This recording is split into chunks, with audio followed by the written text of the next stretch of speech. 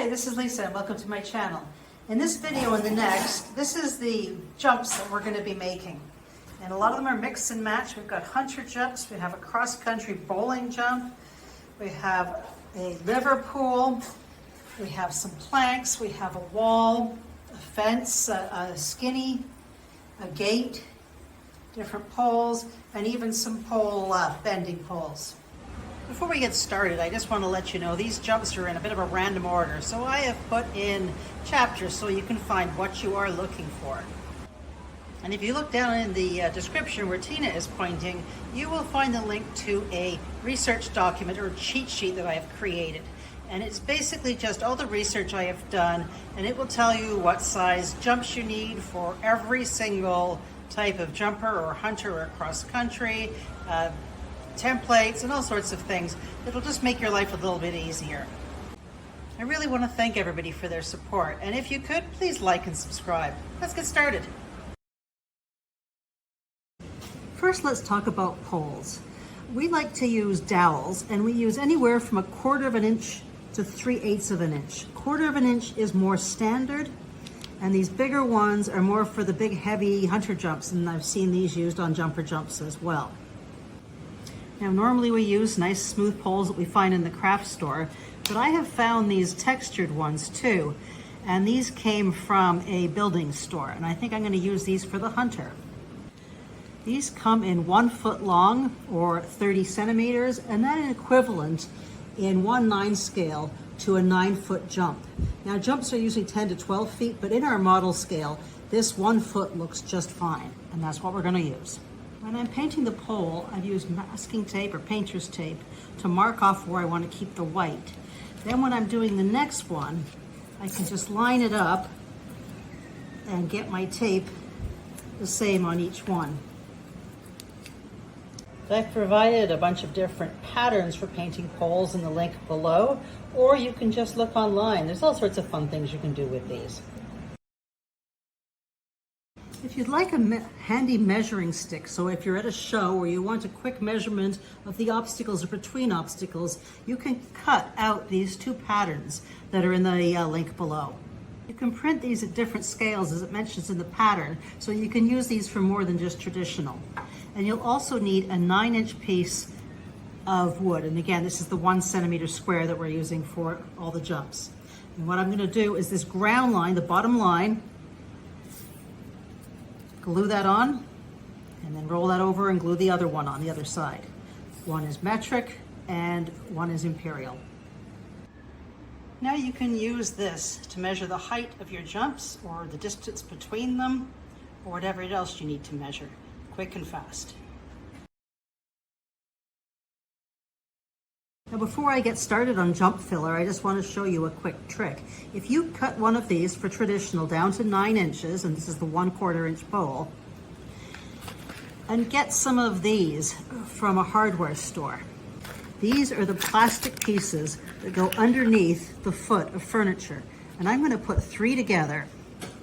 I have my 9-inch pole, one of the screws that came in this set, all 3 of these together, and from the underside I'm going to put the screw in there.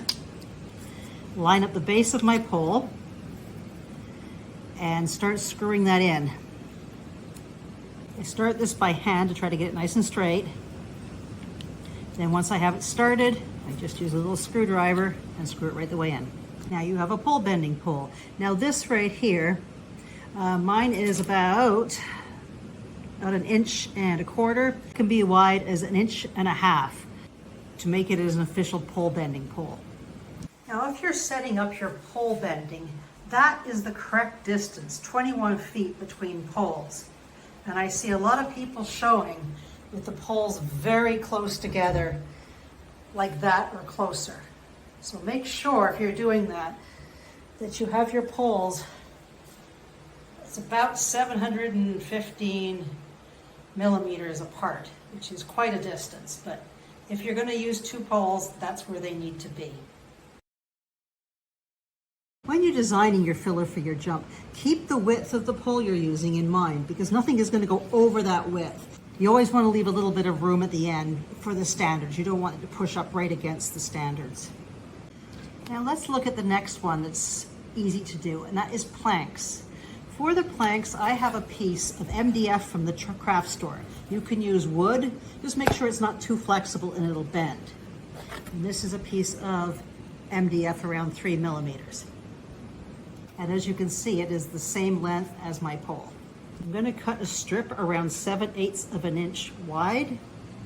When you're cutting this stuff, I'm using a metal ruler and a sharp knife, and I'm just gonna work slowly, just pass after pass, and this stuff will cut. It may take you almost a minute to get through, but just take your time. And the reason I chose 7/8 of an inch is that represents a real life 2x8. On each end, I'm gonna mark approximately 1/4 of an inch for the piece that goes onto the jump cup, and make that about 1/2 an inch wide. Draw lines there, and do the same on the other end. And then just carefully mark it once with the knife there. And this is actually not that hard to cut out. Just, again, slowly, a few passes with the knife, maybe 10 on both sides to make a nice clean cut. Once you have that cut, just sand off any rough edges. When you're making your second one, you can use your first one as a template to make the cutting easier. One thing when you're designing these planks and other jumps, you can go to the scrapbook section of Michael's or a craft store, and they have these neat stickers, and some of them are 3D, interesting papers, and you can use those for your planks. Let's say you have a sticker, or in this case a magnet. What you can do, you can get them to go all three, and then we're gonna cut these and actually glue them on. If you're gonna put something in planks like this, what I did is measured the center, I cut this in equal amounts and lined it up, and then I'm gonna glue it on. When you're using these, make sure there's some space in between. In real life, it's 10 centimeters. That is so horse can knock down a pole. Next, let's try a lattice gate. Now you can find these in metal or wood in the hardware store. If you find a piece, I cut another piece strip of wood. This is 12 inches long, the same length as my poles, and another piece that's 1.5 inches shorter. When you're designing a lattice gate, you don't want it to be more than about 4 to 5 centimeters high. So if we look at this, this is the area I'm going to cut out. So I drew on here, and I'm going to cut that out. I am using metal scissors for these to cut this out.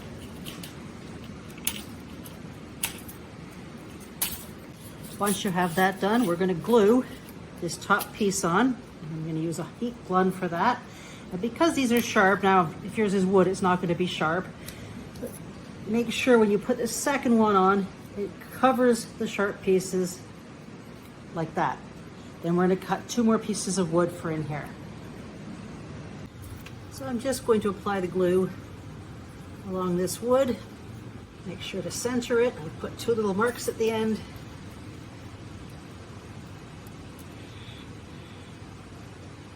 And scooch it on.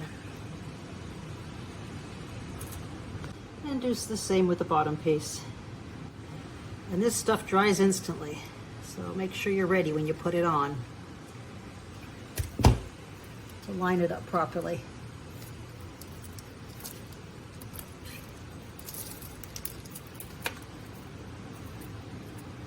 Now we're going to measure 2 pieces to fit inside these 2 ends.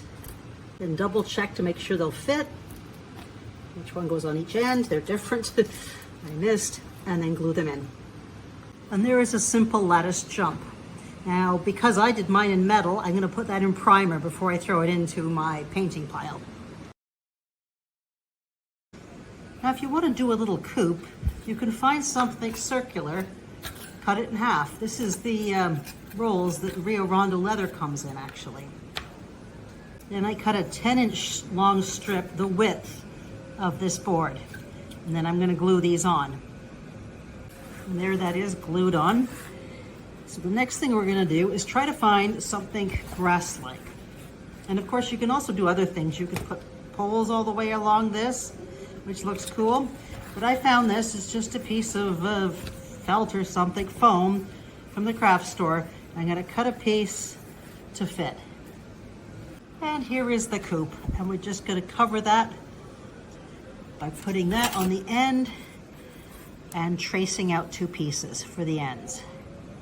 I did this in balsa wood because I could cut this with scissors if I'm careful, especially when I'm doing turns. Now once I've done that, I'm just gonna give that a bit of a sand and glue it onto the end. And there we go. Now, as you can see in the document, if you're doing youth amateur hunter or if you're doing breed hunter like quarter horse, the maximum height you're going to go is 4 inches. So if you're going to do an insert for a hunter class, you want to make sure that the insert with room to the ground plus a pole on top is not going to be any more than 4 inches. So I'm putting this together like I would want it, and I'm looking at about 4 inches. So I want this piece to be about that tall. So this piece is going to be about 1.5 inches. So I'm going to cut this 1.5 inches. And like I did with the plank, I'm going to mark the part that hangs on the end, so about 1/4 inch, 1/2 inch in on both sides. And again, like the knife, I'm just going to slowly cut along those lines. Now that I've got my piece cut out, there's all sorts of neat hunter things you can do with this. First of all, you could just paint it. You could put paper stickers on it, paper, and glue it on. You can take fabric on it and Mod Podge that on. Or you can take something that looks like grass, cut that out and put it on. What I'm going to do is cut these into this height, and I'm going to put them all the way along. If you're cutting multiple things like that, if you put that in your miter box, and these miter boxes are so useful and very inexpensive. You put it in your miter box, and then wherever this end is, you can mark it with a pencil, so every one you cut is marked at the same place. And you can do multiples at the same time that way too. What I do is I put my ruler where that piece is, push them all up against that ruler, and cut that load and do some more. So I can see here once I've cut them, 6 of these gives me 1 inch. So if I measure this and I can divide it, I know how many I need. Before I do the second cut, I just make sure the ends are not too rough and then line them up and cut again. Now that I have all my pieces cut out, which was 66 of them, and I have my piece here, I am going to apply glue. This dries fairly quickly, but gives me plenty of time to work. And I'm going to apply it on the entire piece except for this little end. And then spread that around with a stick. Now you want enough glue so that it covers the entire place, but you don't want extra glue. So all the extra glue at the end, I'm just going to pull off before I start sticking it down, which I seem to have a good chunk of it there. Now that the glue is ready, I'm going to start at one end and place them on, and I don't want it rolling because I don't want the glue coming to the good side. And I'm just going to go all the way along and apply these little guys. Once I have them all sitting on top, I'm going to use a ruler or a straight edge to make the top even. Now before painting these, if you have a Dremel sander, you can round these edges nicer, or you can sand them by hand. But we're just going to leave that to dry, and then it's going into the painting pile. If you're using something like this Coop, you're going to need to put a pole over it, and I'm just using some purchased trees for this. And this is a nice simple hunter jump. To make this a more substantial hunter jump, I have added the gate with the Coop underneath, but again, you must have that pole on top. And for hunter, you do not need a number or a flag. As you can see, with the pieces that we've made, you could switch them around to make all sorts of fun things. But make sure when you're setting up, you never have it going into the arena wall or a fence wall like this. And I've seen that in some shows. The horse should always have a landing spot. Now let's say you want to do a handy hunter class and you want to do a trotting fence, and you want that fairly low, but you want it to still look really nice so it goes with the rest of the course.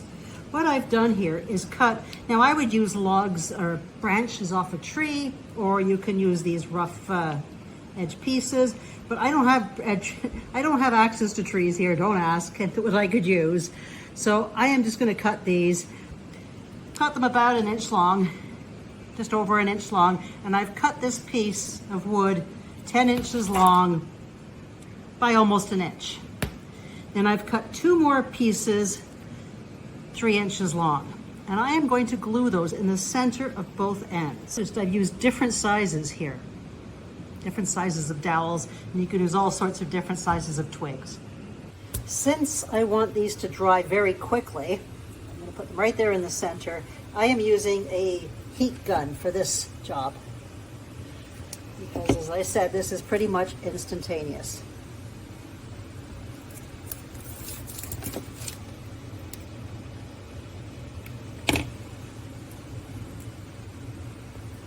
Stacking the logs, I'm going to use this glue as it doesn't dry right away. And I'm going to put a little glue there and a little on the edge. And I'm going to put on a log. And I'm going to go all the way along here, doing some small, some big, just intertwining them. And I'm going to add on some logs. A little twist so they stick to each other. And just randomly build that up. So 1 full level of log pile. Next, I'm going to build this up so it starts here, comes down really low in the middle, and up. So it's like a V log pile. That makes the horse think the center is the best place to jump. It's a nice, easy, inviting jump. Now there is the log pile that I'm choosing to use. It's got a nice low center. You could use it for a walk-trot class, or you could put brush here and make it a bigger jump. To finish the log pile, I added some stain to the top of the logs and glued on some plastic flowers. And you can see this is a little small jump, and you can use this as filler, or you can use it as a small trot fence or a beginner fence. Next, I'm going to do a little piece with flowers. I've taken a craft stick and cut the ends off 2 of them. So when I line them up, they are narrower than a jump. And I found these in a dollar store or party store. I'm going to disassemble, they just pop out, and I get little buckets. And I'm going to line these up along the stick. Now, when you wander through the dollar store, you can find all sorts of neat ideas. And I mean, literally, they're so cheap. So what I'm going to do is glue these on. Now, you could have even left the ends onto that if you wanted. Once you've got them in, scooch them into place. Let that dry and then go prime them. So I just went and changed mine so I have a round end on one side and flat on the other, so that when I push them together, there they are. Now they need to be fully dry before I prime them. And here is another version of the hunter jump pieces that we've made. And all I've done is put some dollar store flowers in those buckets.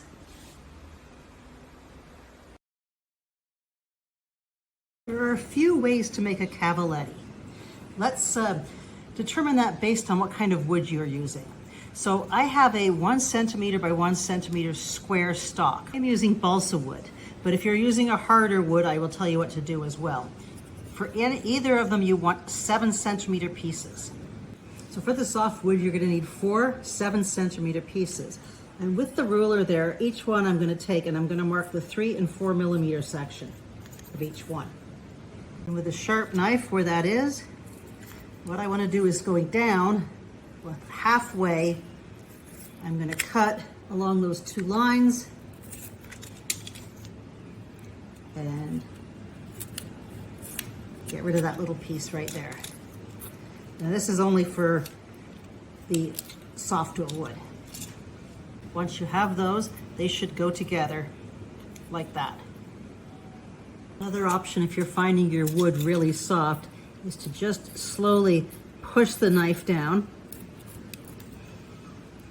and gradually work your piece on all sides slowly, and you'll get a much cleaner cut. And here is the difference when you take your time and just push the knife down versus when you try cutting it and pulling out the extra. If you have a harder wood or would prefer not to do the inset here, you cut 1 piece 7 centimeters and 2 pieces 3 centimeters, and we're just going to glue them on like that. But before we do any of this, of course, we're going to have to sand our wood. For this, I'm using a glue gun because it dries faster. And what you want to make sure is they're coming out at a 90-degree angle. Once you've got 2 of those done, you're going to take a dowel, add some glue, and put your dowel in, and the same on the other side. And there is your simple Caveletti. All you need to do is paint it white. Now, Cavelettis can be set up in all sorts of ways. They can go from the lower rung, and this is more for a walking pole. And for walking poles, they're about 100 millimeters apart. And here they are set up at 135 millimeters apart for trots, and I have them at the middle rung, so the horse will have to pick its feet up for these. And these are set up at 340 millimeters apart, and they're at the highest thing, and that'll be a bounce exercise. And they can also be stacked as a jump. So that's all of the jumps I'm going to do today, but if you join me next week and probably the week after, we're going to be doing more jumps. And since my house looks like a mess, I'm going to use the construction materials and work on some trail obstacles as well. But for now, please check out these videos that are showing, and thank you so much for joining me.